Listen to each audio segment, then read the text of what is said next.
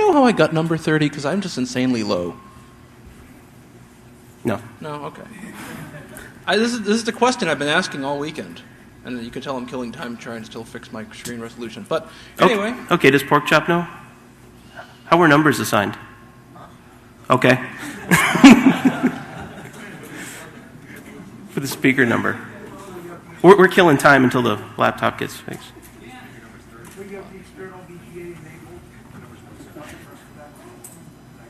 I don't know. It's not liking it. Whatever. You want to take it? Yes. All right. Anyway, I get to see my presentation. You just don't. Haha. So anyway, welcome to Phone Phreaking 101, or what's the other one I like to call it, is everything you want to know about phone phreaking but were afraid to ask or don't know to ask in the first place. So anyway, let's first get something out of the way. What is phone phreaking? Now, how many people here think phone phreaking is free phone calls? Raise your hand. Oh, good for him. All right. I've had like 2 or 3 people, like when I say, oh, I'm doing a presentation on phone phreaking. Oh, you're getting free phone calls? No. Phreaking is to phones is what, hacking is to computers. It's exploration of a system. It's messing around. It's harmless fun. It's stupid phone tricks. And it's essentially a side product of that is learning about the phone network. The free phone call part, yes, occasionally we do get free phone calls. But it's a side effect of exploration, and it's really... Back in the 60s, it became more of a thing when, calling Hawaii for 10 minutes used to cost you an arm and a leg and your firstborn all in one big thing. But in with today's rates and today's market, it's not necessary anymore. Next off, who the hell am I? I've been messing around with phones since I was about 11 or so. I call myself just another phone freak from Boston because there was a lot of people there already when I finally decided to get back into it. I don't work for the phone company. I'm not involved in telecommunications at all. All this stuff isn't, super 31337 insider infos, and whatever you do, don't take my word as gospel and find this stuff out yourself. And if you ever want to talk to this guy named Logic, I'm a full of myself, stuck-up, arrogant prick who enjoys fame more than learning something, with nothing to show with it except a list of fucking payphones. And in case you want to see my list of payphones, yapl.org, YAPL. So in order to start, we got to start at the beginning, so we're going to do the history of the phone part 1. In 1876, the phone was invented. Depending on who you talk to, it was either Mucci or Bell stole it from Mucci, or, mugged us on the way to the patent office, or I don't know. I go by, Bell invented it, that's what history says. I'm not into rewriting the whole thing. In 1891, a man named Alman Stroger, he was I believe he was an undertaker, yes, that was it. And he was thinking that he was losing business because people would call up the operator, in case you don't know how the phone worked then. You'd pick up your receiver, an operator would say, number please, or you'd say, or connect me to, so-and-so, and they'd take your little wire and plug you in, the other phone would ring. So Stroger was convinced that the operator was saying, someone calls him up, oh, my uncle died, I need an undertaker. He was convinced that the operator would route him to one of his competitors. So he sat down and designed an automatic exchange where you would dial the numbers and it would connect you automatically. This was the basis of the telephone network. And actually, he sold it to the predecessor of GTE, the manufacturing arm, and they sat on it for a while and they had no clue what to do with it. And they thought it would never caught on because who the heck would want to dial their own phone numbers? But it eventually was installed in 1891. I believe it was in somewhere in Indiana. I didn't write that down. In 1921, Bell consolidated all of his companies, and the Bell system was formed, which we all know and love. And it would continue up until 1984, but more on that later. In 1953, a major revolution came about because even though you could dial your own local numbers, it was still impossible to connect to long distance. There was no such, there were such things as area codes, but you were never actually aware of them. You'd call up your operator and say, I'd like to make a long-distance call to San Francisco, California. She'd connect you, and the process would continue. 1953, they actually introduced area codes, and you could be able to dial your own long-distance telephone number. In 1964, a very important article was released in the Bell Technical Journal that listed the, 12 master tones that control the long-distance network. And they completely did not completely missed this, and they didn't think this would be of interest to anybody, but very, engineers said, oh, geez, I can control the telephone network with these tones, so let's go build these wonderful little boxes. And the blue box was born. Now, how many people here know why they call it a blue box? Okay, we have one person, so I'll tell you. I'm sorry, I'm not taking questions and answers yet. Haha. Bell System Security, I believe, was in the University of Oregon, found one of these little boxes, and they didn't actually give it a name yet. And hold on. Tony's Pizza. Yes, hi. I wonder if you could help me, please. Basically, we need to know who does the press relations for the Hackers Convention, please. Hold on for one moment. Do we know this? Hold on, we're consulting the audience. Thank you.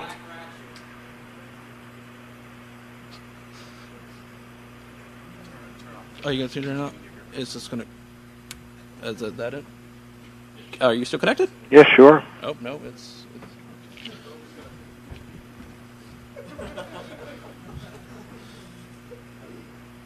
All right, how about disconnecting the audio side? It wouldn't, yeah. Okay, we're trying to figure it out. You actually called one of the conference in progress. Yes. We don't have the number right here. We're trying to find someone. So, do you have a security number? Send an email. Or anti-security in our case. We're busy scurrying around. Could you hold on for a while? Well, we can put you on hold, and you can listen to my talk. Okay.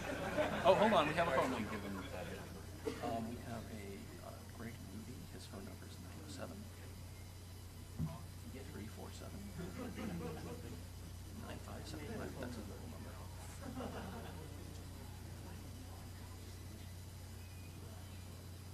No, it's 907.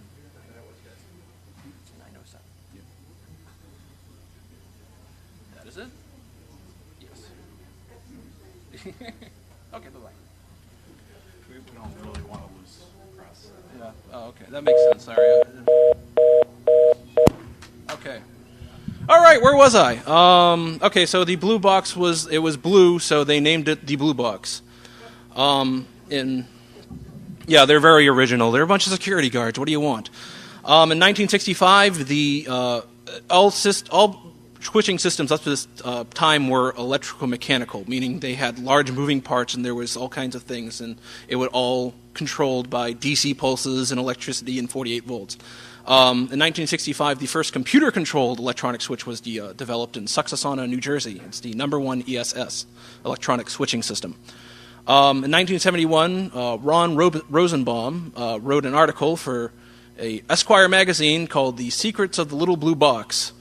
And if you haven't read this, you should read it. It's just a fun article in general. I have it saved on my hard drive, actually, and it's always fun to pop it up when I'm bored. And this really put phreaking into the mainstream. Everyone suddenly said, whoa, I can get free phone calls. And Bell decided to look at this and say, ooh, this is bad. We should start arresting these people. And which started off as a minor annoyance, actually mushroomed into a major toll fraud escapade. So they actually started cracking down on everything, and certain people went to jail. Yes, one of which is right here. Stand up. Oh, I don't think so. One conference was the reason why everybody got busted. It was in Vancouver. You could dial 604-2111 with the blue box, and it would then let your call go through to a special conference. Unlimited number of people can get on it, and it was being converted over to multi-frequency from single frequency. And what had happened was all the phone freaks decided to get on it all at once during the cutover. Bad idea. Yes. For those of you who didn't actually hear the whole thing, one of the major problems was there was a telex test circuit in Vancouver? Yeah. Vancouver, 604-2111, and it was only dialable via blue boxes. And it was going to be cut over from single frequency, which was 2600 pulses, to MF, which is what controlled the blue box. And everyone decided to get on, and everyone kind of noticed it and said, ooh, why are all these people testing the telex circuit? No one's supposed to be on here. And so that's the other thing that kind of led everything. He traced everybody back. It's a big thing. In 2 weeks, they formed a grand jury investigation in 18 cities. Wow, they're quick. In 2 weeks, they formed a grand jury investigation. In 1984, Bell was broken up by the federal government, and they wrote it into... Oh, come on! I'm not. Bell was a very romantic thing, and we're moving back to it. I'm a telephone guy. I find telephone systems romantic. It was broken up. Much to the chagrin of my wife. It was broken up into 7 regional Bell operating companies, and I actually have this beautiful map right here, but none of you can see it or read the labels, which I hand drawn myself. But so it was broken up into 7 companies. There was actually 2 quasi companies, Cincinnati Bell and Southern New England Telephone Company, which was Connecticut. And they were not owned completely by the Bell system, so they're sort of their own independent thing back in 1984. So everything puttered along till about 1997 when there was an orgy of acquisition. I always wanted to say that. In 1997, Southwestern Bell Corporation, otherwise known as SBC, buys Pacific Telesis, which was in charge of California and Nevada. You would actually see this if I had my map up. But in 1997 also, 9X and Bell Atlantic merged and became Bell Atlantic, very original. Then SBC goes on a buying rampage, and SBC buys Southern New England Telephone in 1998, and 1999 buys Ameritech, which was the Midwestern Upper Peninsula, Illinois, and all that stuff. In 2000, Quest was I believe they were a fiber optic company, and they had lots of money due to the dot-com boom, and they said, hey, let's go buy a telephone company, and initiated a hostile takeover of US West, which was a really bad thing, because US West really was a good telephone company, and they were the first to roll out caller ID and DSL and a lot of stuff, and Quest is now in the hole for about an obscene amount of money and is teetering on bankruptcy. Also in 2000, Bell Atlantic buys GTE. GTE was the largest independent in the United States. They really didn't have a general area where they served. They're all over the place, and they bought a lot of small companies back even in the 1960s when Bell was around. So Bell Atlantic bought them and became Verizon, which is Truth and Veritas and Horizon, and some marketing major was paid lots of money to figure that out. In 2002, I can't remember when the FCC made their declaration that electrical mechanical switches had to go. I don't remember the exact year. But in 2002, the last electrical mechanical switch was a small step in a small town called Nantes, Quebec, was retired. Nantes, Quebec. It's Quebec. It's French. They don't pronounce every letter. Nantes. You'd be able to see this if I had my thing. In 2005, you probably all remember this, SBC buys AT&T. And Verizon also buys MCI because they don't want to be caught with their pants down. And so SBC is now known as AT&T, or as I like to call them, SBC&T. In 2006, AT&T, actually this just happened, they announced it a while ago, but the shareholders just approved it yesterday. SBC, or AT&T in this case, buys Bell South, so now they're known as SBC&T South. And also in 2006, I give this presentation. Yes. And then what happened? I have a prediction. Right now, there are 3 major telephone companies left. There's Verizon, which is 9X, Bell Atlantic, and GTE, which is all over the place in little pockets. Quest, which is essentially the Midwest, the mountains, well, not the Midwest, the mountain states, all the way over to Minnesota and all the way over to Washington. And then there's SBC, which is everything else. You can see my little map again, which I did by hand, but you can see it. Actually, I can probably disconnect this and turn it around when I need to. Leave it in, just in case. Oh, okay. Oh, the technical support people are working around the clock. So anyway, like I said, there's 3 remaining baby bells. There's Quest, which is US West, AT&T, which is Southwestern Bell Corporation, Pacific Telesis, Ameritech, and Bell South, and Verizon, which is Bell Atlantic, 9X, and GTE. There's a dwindling number of independent, what they call ILECs, which is independent local exchange carriers, which was a term formed in 1996 when they released the Telecommunications Act of 1996, which is a complete bullshit. But they're slowly being gobbled up by the big people or just being folded. There's now also something called CLECs, which are competitive local exchange carriers. And if you ever want to set up a telephone company, This is what you do. Anyone can be a CLEC. I've seen CLECs that are power companies, CLECs which are cable companies, CLECs which are just bloody everything. My parents have phone from Comcast. It is the worst thing ever. They can't. They say, "Oh yeah, we're a phone company." What they are is a VoIP company. And for those of you who don't know VoIP, voice over IP, they can only use one phone at the same time, or else the audio drops down to nothing. And this is essentially what CLECs are. They are fly-by-night companies for the most part. There's a couple of good ones. Try again. Okay. Nope. Blue screen of death. No. Essentially, I think it could be me. So just, I'll just read it. So just forget about it. Anyway, what was now phones is now this wonderful thing called telecommunications, and everything is telecommunications. It's their new wave of thing, and it sounds good on market reports and for the stock market people. Anyway, so Phones 101, and I have this wonderful graphic of showing you how a phone call goes through. It's kind of what? I have a laptop, but it's not going up to the projector. Slides will be on the internet. I just don't have it right now because I thought this would work. I'm terribly sorry. It's the resolution. The resolution is no.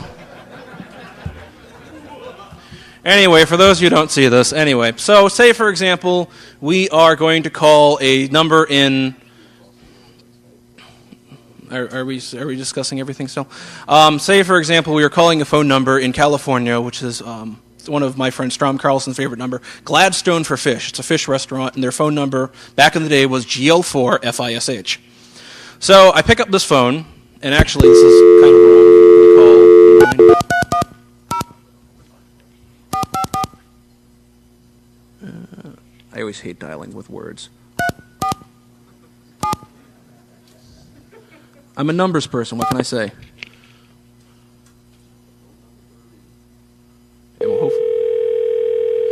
Okay, so here's what happened in that short amount of time. Hey, I'm not going to talk to them. What do I want to say? Yeah, it's 9 a.m. over there. They're all sleeping. Anyway, so what happened was this phone actually went through a small PBX, probably at the Hotel Pennsylvania, which is connected to a number 5 electronic switching system. And the address I forget, somewhere in the general vicinity, 38th and 7th, somewhere between 7th and 8th. You can go down there and check it out yourself. That was connected likely to AT&T, which has a large building downtown. Yes, Wall Street. Anyway, that was probably connected via. We were connected to the switch probably by a T1 or a couple or more than a few T1s because this is a rather large hotel. The 5 ESS was probably connected to AT&T probably by either an OC 96 or I don't know what would I have written down here. Probably an OC 12 or an OC 3. The number 4 ESS, which is what AT&T downtown, has a link probably directly to Los Angeles because it's a major switching destination, which is probably OC 96. Which adds another number 4 ESS located in downtown Los Angeles, also owned by AT&T. Now, from there, they probably connected to another number 5 ESS, because AT&T likes 5 ESSs because they made them, which was a local routing destination, at which point the 5 ESS connected to a Verizon switch, which is a GTT5, which was connected directly to GL4FISH, and their phone rang. And that was a bunch of data packets, and could someone wake him up? Oh, hello. Yeah, I called him out. I love you. It was probably connected to a spot copper, and the phone rang. Now, all of this used to be done by in-band signaling, which was all kinds of beeps and switches, everything, but essentially what this is right now is a giant data network. Just all optical carrier and digital carrier, which was a bunch of flying packets called, which is part of the signaling system 7. And there's one called an IAM, which is initial action message, which flies across and connects everything up. So that happens all in a split second. Now we're talking about 5 ESSs and 4 ESSs and 1 ESSs. A number 1 or a number 1A ESS is everything. All of these with ESSs were made by Lucent, which was formerly Western Electric. A 1ESS or a 1ASS is the last electrico-mechanical switch there. It's technically got out of the FCC jaws of death because it was computer controlled, and that's what they focused on. There's only a few left, mainly if you're from Chicago and you go down to your more scary areas, as Strom put it, you can still hear it, and you can hear all kinds of nice clicks and clunks when you call somebody. It's as opposed to a electronic system like a number 5, which is just very subtle. I mean, because there's no switches being clicked back and forth. A number 4 ESS is the backbone of AT&T's telephone network. All their long-distance switches are number 4 ESSs. Actually, they used to be just for long distance, but ever since they kind of started poking into, before the SBC merger, they started poking into local areas and actually started running dial tones off of them. I think they're, I don't know actually, to be completely honest with you. Either 4-wire or 2-wire. That's the only two options. Yes. Number 5 ESS is exactly only for end office use. They occasionally put ones for switching here and there, but it's mostly they serve your dial tone. So when you pick it up, you're on a number 5 ESS. If you pick it up, you're probably on a number 5 ESS if you have AT&T or a lot of the older equipment. GTE, which was now Verizon, they have they had a manufacturing arm named Automatic Electric, and they developed a digital switch called the GTD5, and it's for end office use only, no toll capabilities whatsoever for tandeming, and it's a weird switch. It does all kinds of odd things. Like, for example, if you ever spoof caller ID, you can actually set your name, and the GTD5 trusts it blindly. It doesn't actually look up who's calling and who officially is assigned the number. So I could send anything saying Bart Simpson calling from the White House, and it'll blindly trust it. Nortel, which is Northern Telecom, which is our Canadian company, they make a lot of switches that I believe Verizon is trying to move a lot to. There's a DMS 500, which Verizon really doesn't use. A lot of CLUX are purchasing it. It does tandem end officing. It does long distance. It does something called UPnP, which is allowing other phone companies to sit off your switch, and you can charge them for that. It's part of the Telecommunications Act back then when you had to have all these CLECs. It does everything except your dishes. DMS 200, which is mostly for tandeming use. Occasionally you see it in end offices as well for large communities. DMS 200 use something called TOPS, which is a Total Operating Positioning System, which is operator positions, and that's that's the only currently manufactured solution for operators right now. DMS 100 is an end office switch only. It's what controls your dial tone. Also, there's something called smaller, which is a DMS 10, which is for Podunk, Arizona, who only has about 500 customers but wants to really have a new switch. If you ever want to make your own phone company and you have $500,000, that's the switch for you. We'll skip that because that's just a table and you need to see that. Basically, it's just all kinds of switches and various numbers. If you ever want to see how many, if you ever want to blow your mind to see how many voice conversations an OC96 can handle, just look it up. It's like OC96 will carry, OC48 will carry 32,256 simultaneous voice conversations, and OC768, when you start talking about major backbones, carries all the way up to 516,000 conversations all at once simultaneously. Yeah. So anyway, now that we're talked about a telephone network and I bored you silly, let's go talk about phone phreaking. Yay! So first, let's talk about our friend, the operator. It's function F8 for me, but... Oh, wait, I'm not connected, am I? No, I just connected when I had the floor on.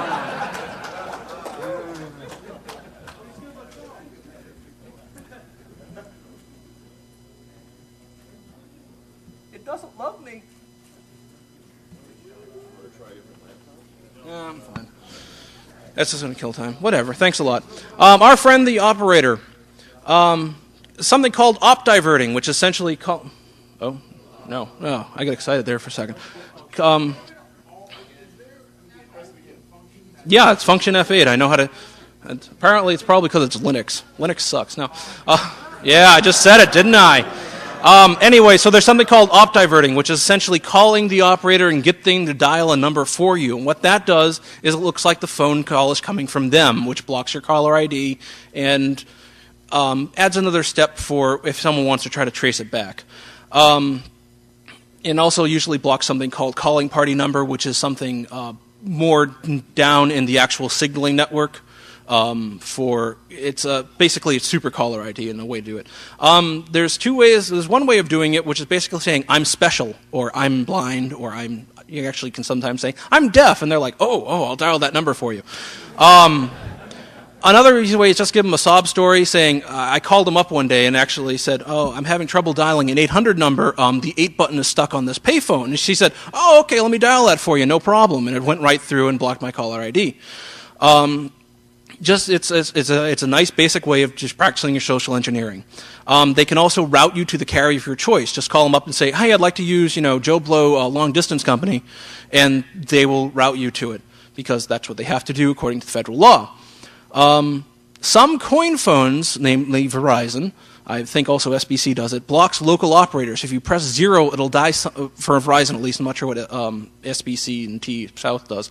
It actually dials a number in Texas. They cannot do all of this wonderful stuff to you, so you have to bypass the firmware somewhere. There's a couple of ways of doing this, one of which is trying to block your caller ID on a payphone, which actually some switches do. I believe, Royal, are you here? Royal's going to write an article on this at some point and tell you all the wonderful things. He did a lot of research for him, and he's a really nice guy.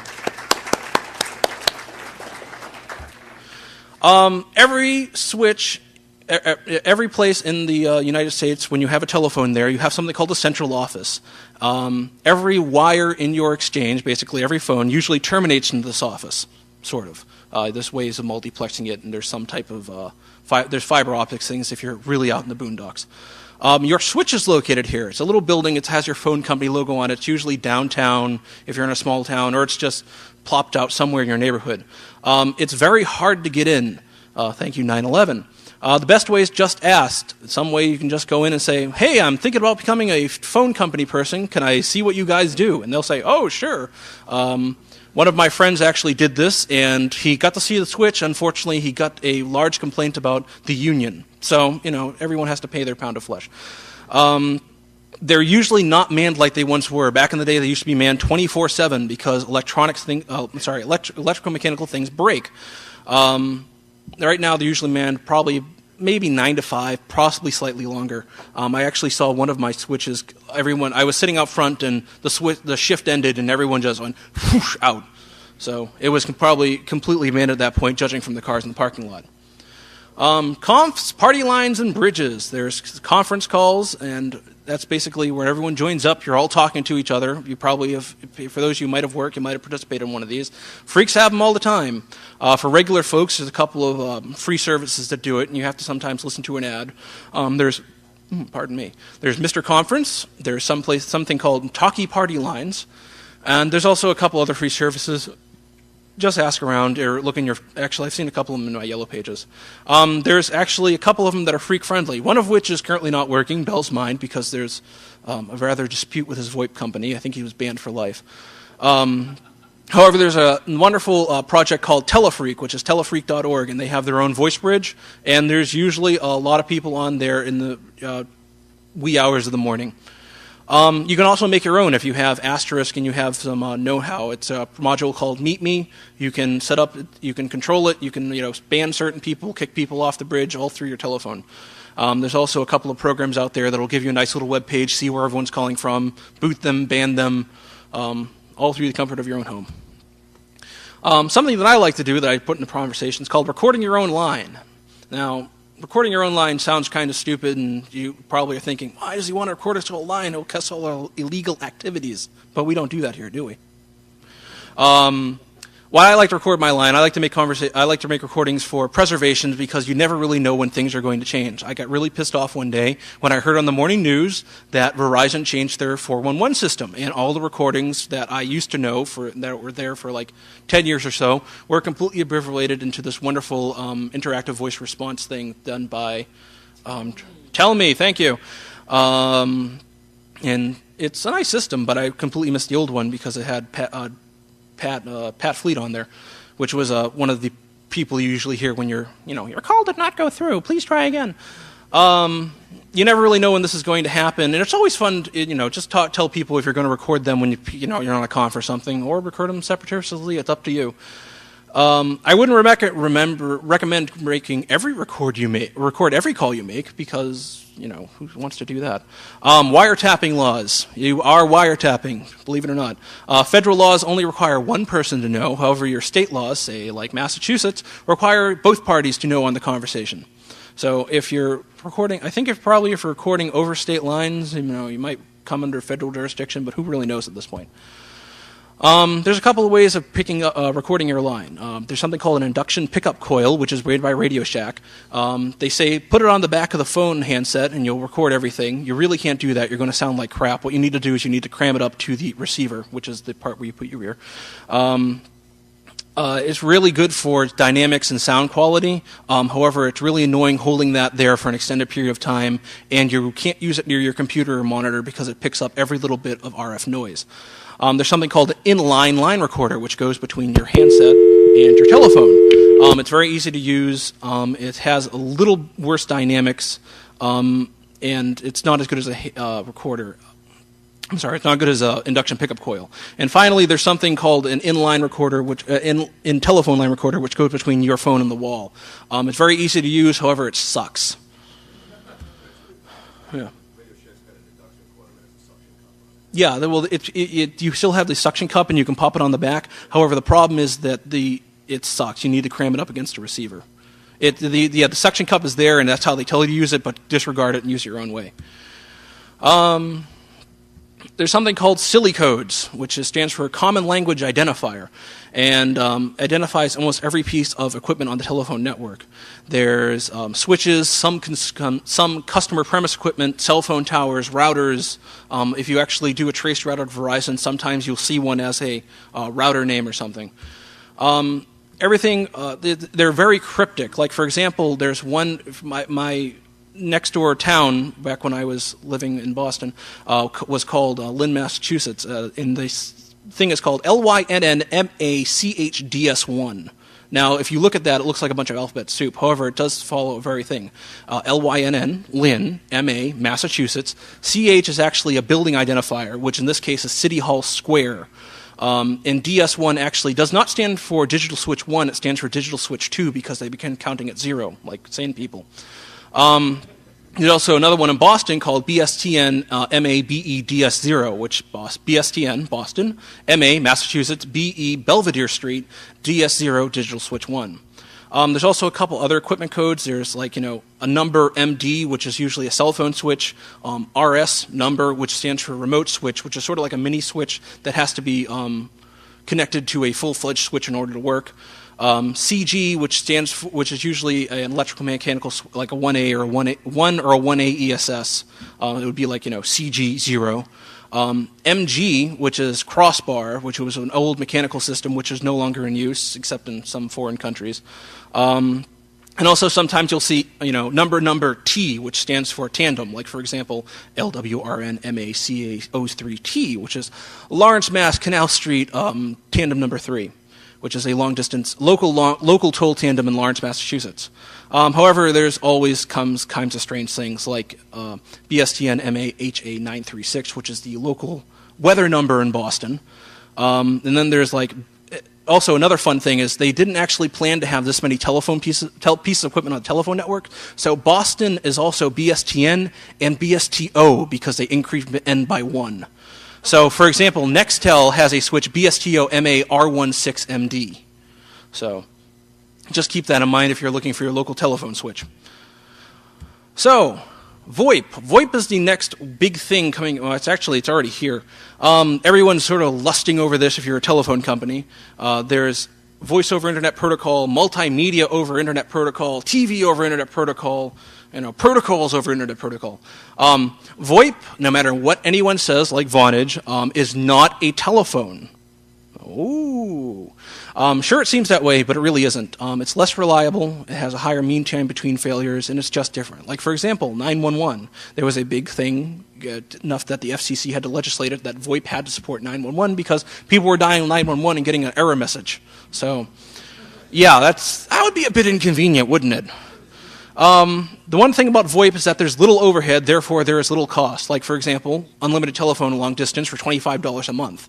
However, telephone companies are catching on to this, and since they've been able to afford this for years, they just haven't told you, they're lowering their prices. Like, for example, I think Verizon has unlimited long distance to the US 48 for $35 a month. VoIP is basically essentially the same way a telephone call goes through, except you're connecting to an internet server, and that internet server probably has drops into the telephone network at some point. So, say if I were calling Gladstone again, I would call them up, it would connect out to the internet server. Depending how big my VoIP company was, they may pop it out somewhere in, maybe Arizona where telephones are cheap, and they would only have to pay for the call between Arizona and Los Angeles. So, as opposed to having to pay for the whole way. Why is VoIP so cool? VoIP would, you can basically bring your home line to your work, your school, your local drinking establishment, or Hope 2008. Hey. You can be your own telephone company. I put a presentation last year at DEF CON with Strom Carlson called Be Your Own Telephone Company with Asterisk. Asterisk is a wonderful program. You have your own soft PBX, and it's a Swiss Army knife. You can do anything you want with it. Plus, it really works around here, possibly, but not, for example, if you're in the middle of nowhere. If you have one of these VoIP telephones that are wireless, you have a quasi cell phone as long as you have coverage.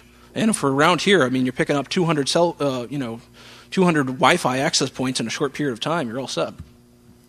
There's 4 major players that I know of that are pretty major.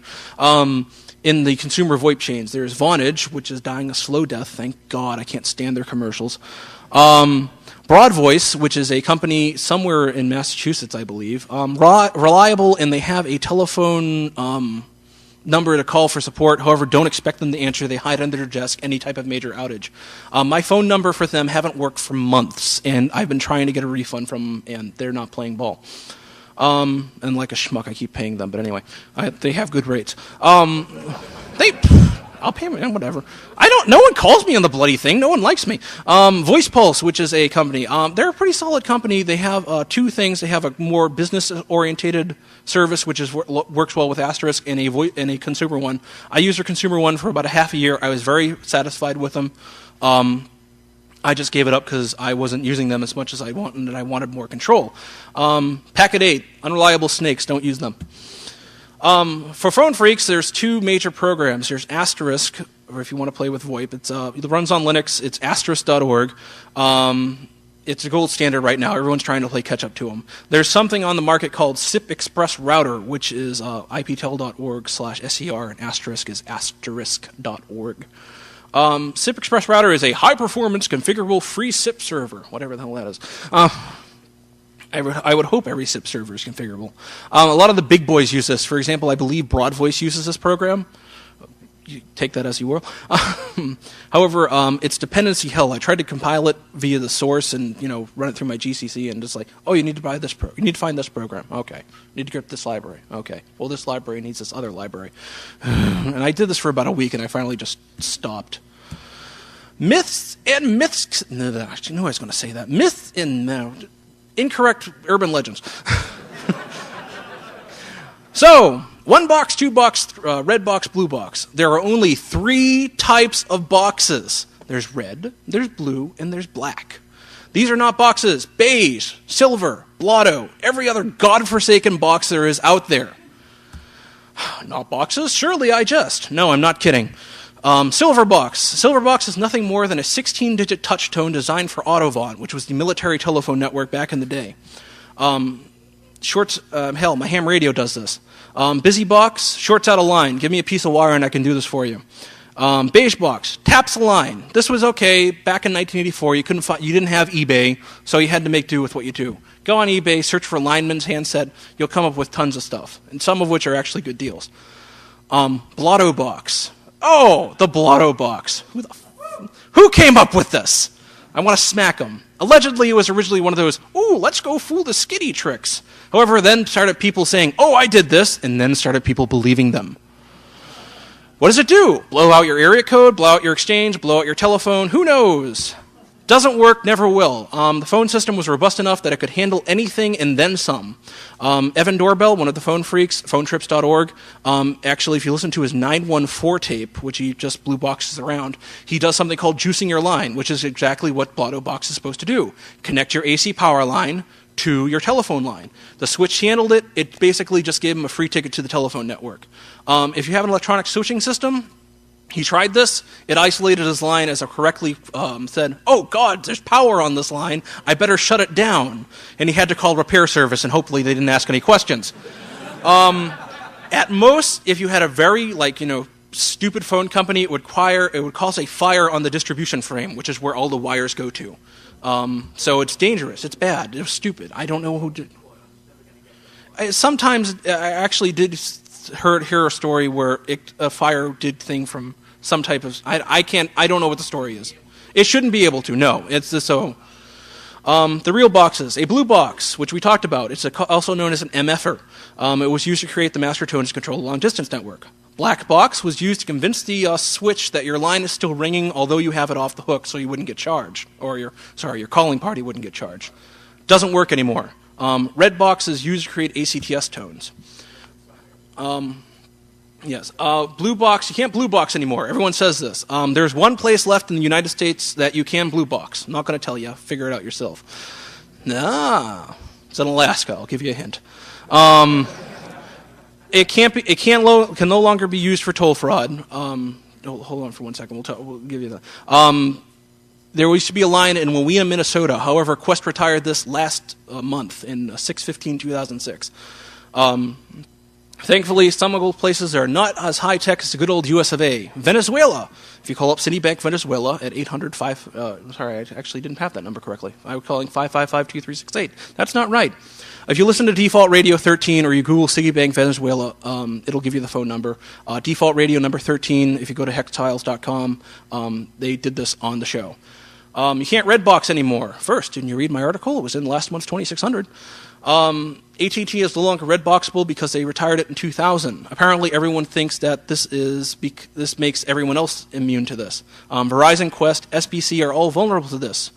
I used to say local tow calls only. However, I found a way to red box anywhere in the United States for $1.05. Well, theoretically $1.05. Off the phones in the back hallway. You dial something that would give you a real dial tone as opposed to a payphone dial tone, and it would forward you to the HECS system, and I could call anywhere I want, and it would accept my money and merrily route my call, which technically they're not supposed to do. Captain Crunch. Everyone thinks Captain Crunch invented Phreaking, right? No. Yes. This is one of my pet peeves. I like Captain Crunch. He's a very nice guy. Captain Crunch is not the end-all, be-all of Phreaking. Joe Ingressia, Mark Bernay, Evan Doorbell, and the rest of the group Bell. Bill from New York, Al Bernay, Denny from San Jose, and there's many others. Hackers by Stephen Levy, 1962, MIT people in the MIT AI lab had their PDP-8 hooked up and blue boxing on the telephone network. And Joe Ingressia, or Joey Bubbles, reported on Off the Hook that someone was messing around with the phones in the 1920s. Another one thing is tracing takes time. Most people kind of know about this. This is no longer true thanks to the NSA. 99% of the time you've been traced before the phone starts ringing. All they need to do is slog through the logs or call down in Fort Meade. Surprise, surprise, Hollywood did not get it right.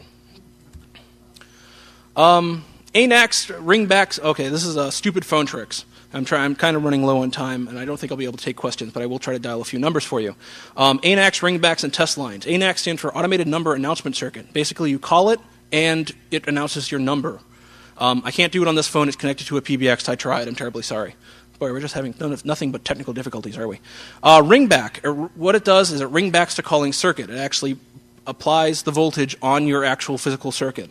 Doesn't matter if you have incoming service. There's no incoming service on any payphone in Boston. Any telephone in Boston, yeah, right. Any payphone in Boston. However, I can call the ring back and make it ring if it had the bell inside. Some of them don't. There are numbers. These numbers work by every telephone company. If you're in New York, ANAC is either 958 or 990. Ringback is 660 plus your 7-digit phone number. No, here it's not. Oh, okay. I'm going. Yeah, I know 958 works. I haven't tested 660 yet. AT&T hides disaster messages on every switch. If you dial 1 plus an area code plus 959, and usually somewhere in the 6900 to 6925 range, they play, due to the mudslide in the area you are calling, your call cannot go through.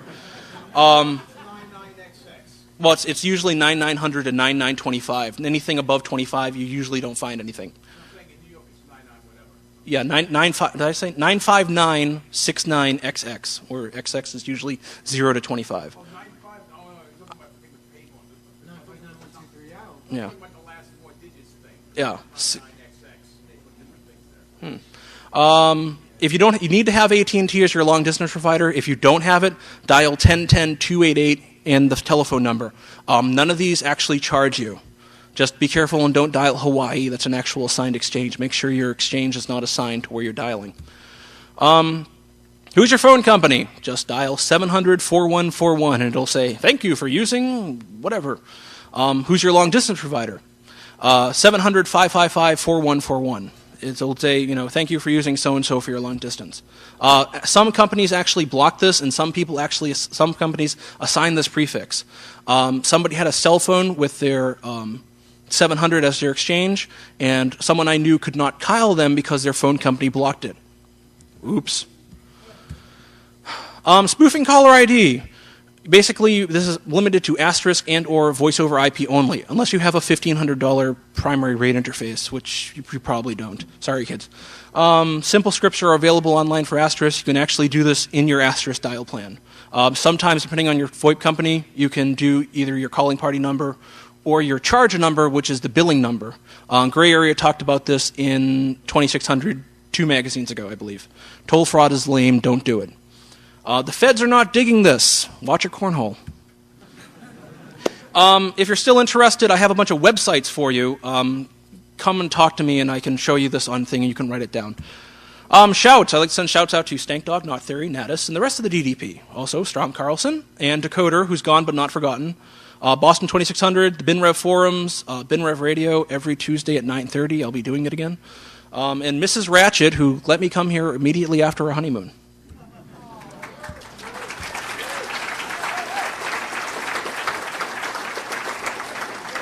Okay, let me just dial a couple of telephone numbers for you here.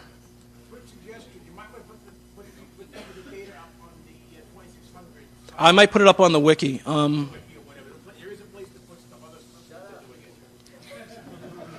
And actually, because I rebooted, I lost my network connection. So, okay, we can take go ahead and talk, Mr. Crunch, or Captain Crunch. For $11 a month, I get free phone calls up to 18 countries on PBX.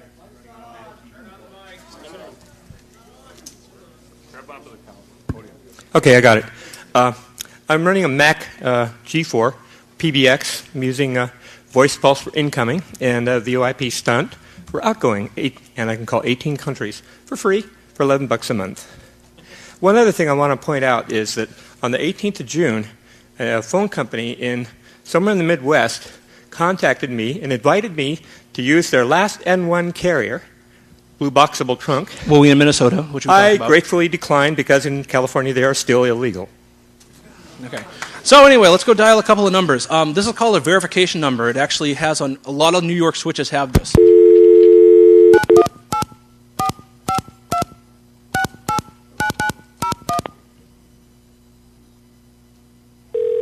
Welcome to the Congress DMS 100 Central Office using codes 268, 267, 261, and 979.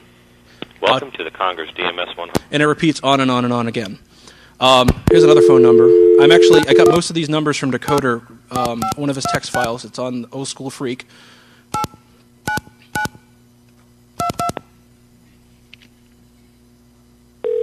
Excuse me. Please deposit 5 cents for the next 2 minutes, or your call will be terminated. This is a recording. Personally, I have one of these numbers, and whenever I don't want to be disturbed, I like to forward my number to it. This is a recording. It really blows people's minds.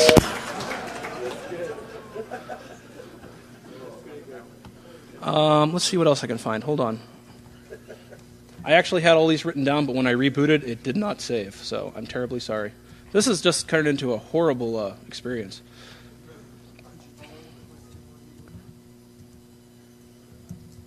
While we're here, let me go dial another phone number for you. Actually, it's something called a milliwatt, so actually, no, I probably won't want to dial that here. It'll probably blow out the speakers.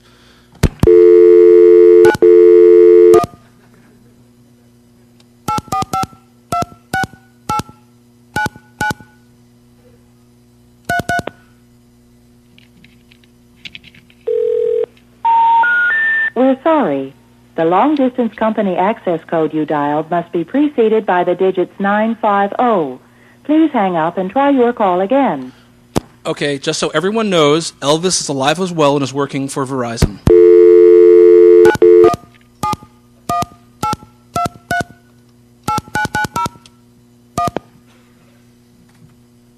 I love this number. You have reached the 77th Street DMS 100.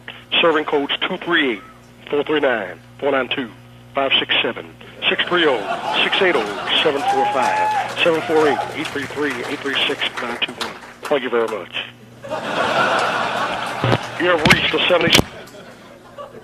All right, I actually, because we couldn't actually dial them here, I actually have some of the AT&T messages on my laptop. I just need to find them. 1, 2, 3. I actually don't know which one this is.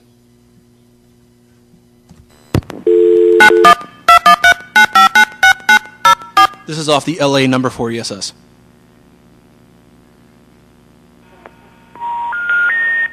Due to the earthquake in the area you are calling, your call cannot be completed They probably at use this that time. one a lot down there. Please try your call later. 045T. All right, I have a bunch of more of these. They're on my website, blackratchet.org. I'll probably make it so everyone can get there. Questions? I will try to put them up by immediately after this presentation, after I take questions. Terribly sorry that no one can actually see them. All right. I remember 2 or 3 years ago, I live in Queens, somebody at the central office that I live in showed me the central office. And you could really get into a lot of central offices before 9/11. They were pretty friendly about it. Toll, Drakesburg, California has this thing called, you can't call it directly, it's a toll station. Yeah, there's a couple of numbers like that. There are still these days? Oh, yeah. How about the next person? Is there any more step switches in the United States? No, there's no more electromechanical switches in the U.S. Next victim. Okay. All right. I call myself just another phone freak from Boston because there was a lot of people there already when I finally decided to get back into it. I don't work for the phone company. I'm not involved in telecommunications at all. All this stuff isn't, super 31337 insider infos. And whatever you do, don't take my word as gospel and find this stuff out yourself. And if you ever want to talk to this guy named Logic, I'm a full of myself, stuck-up, arrogant prick who enjoys fame more than learning something, with nothing to show with it except a list of fucking payphones. And in case you want to see my list of payphones, yapl.org, YAPL. So in order to start, we got to start at the beginning. So we're going to do the history of the phone, part 1. In 1876, the phone was invented. Depending on who you talk to, it was either Mucci or Bell stole it from Mucci, or mugged us on the way to the patent office, or I don't know. I go by Bell invented it. That's what history says. I'm not into rewriting the whole thing. In 1891, a man named Alman Stroger, he was I believe he was an undertaker, yes, that was it. And he was thinking that he was losing business because people would call up the operator. In case you don't know how the phone worked then, you'd pick up your receiver, an operator would say, number please, or you'd say, or connect me to, so-and-so, and they'd take your little wire and plug you in, the other phone would ring. So Stroger was convinced that the operator was saying, and someone calls him up, oh, my uncle died, I need an undertaker. He was convinced that the the operator would route him to one of his competitors. So he sat down and designed an automatic exchange where you would dial the numbers and it would connect you automatically. This was the basis of the telephone network, and actually he sold it to the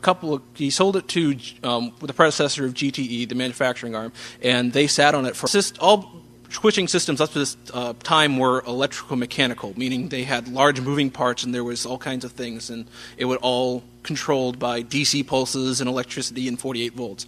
In 1965, the first computer-controlled electronic switch was developed in Susquehanna, New Jersey. It's the #1 ESS, electronic switching system. In 1971, Ron Rosenbaum wrote an article for a Esquire magazine called The Secrets of the Little Blue Box. And if you haven't read this, you should read it. It's just a fun article in general. I have it saved on my hard drive, actually, and it's always fun to pop it up when I'm bored. And this really put phreaking into the mainstream. Everyone suddenly said, whoa, I can get free phone calls. And Bell decided to look at this and say, ooh, this is bad. We should start arresting these people. And which started off as a minor annoyance, actually mushroomed into a major toll fraud escapade. So they actually started cracking down on everything, and certain people went to jail. Yes, one of which is right here. Stand up. Oh, I don't think so. One conference was the reason why everybody got busted. It was in Vancouver. You could dial 604-2111 with the blue box, and it would then let your call go through to a special conference. Unlimited number of people can get on it. And it was being converted over to multi-frequency from single frequency. And what had happened was all the phone freaks decided to get on it all at once during the cutover. Bad idea. Yes. For those of you who didn't actually hear the whole thing, one of the major problems was there was a telex test circuit in Vancouver? Yeah. Vancouver, 604-2111, and it was only dialable via blue boxes. And it was going to be cut over from... Hold on for one moment. Do we know this? Hold on, we're consulting the audience. Thank you.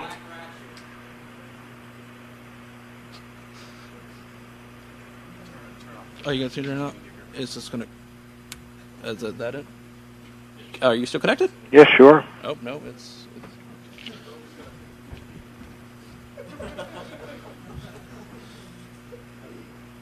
All right, how about disconnecting the audio side? It wouldn't... Yeah. Okay, we're trying to figure it out. You actually called one of the conference in progress. Yes. Oh. We don't have the number right here. We're trying to find someone. So, do you have a security number? Send an email. Or anti-security in our case. We're busy scurrying around. Could you hold on for a while? Well, we can put you on hold and you can listen to my talk. Okay. Oh, hold on. We have a phone number. We have a great movie. His phone number is 907 347 9575. That's his little number.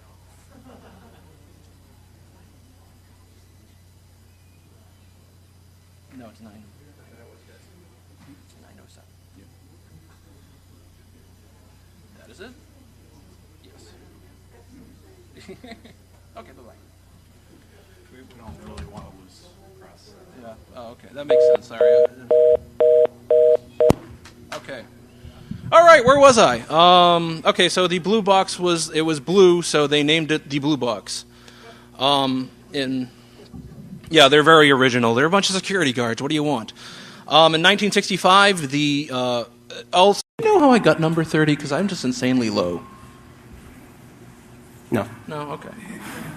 This is the question I've been asking all weekend, and you can tell I'm killing time trying to still fix my screen resolution. But anyway. Okay. Does Pork Chop know? How were numbers assigned? Okay. For the speaker number. We're killing time until the laptop gets fixed.